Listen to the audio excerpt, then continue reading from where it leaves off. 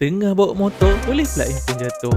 Dah lah kena lenyek dengan 4x4. Sebaik body tak hancur. Hello guys, untuk video kali ni saya dapat job tukar LCD Vivo X200 Pro dekat Bangi. Untuk job kali ni, customer ni pilih skrin original.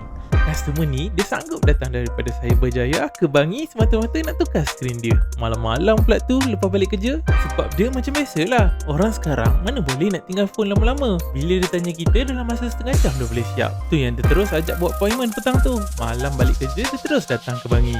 Sebenarnya kan, ni first time tau Zulfiq dapat repair X200 Pro. Saya tengok kan, kamera dia cantik juga, kalah iPhone. Tapi balik je daripada Bangi, terus lega brother ni boleh sambung berkarya dengan kamera cantik dia. So korang pun kalau ada handphone problem nak repair secara face to face, harga murah-murah, nak bayar bulan-bulan sampai 24 bulan pun boleh, korang PM je kita set appointment.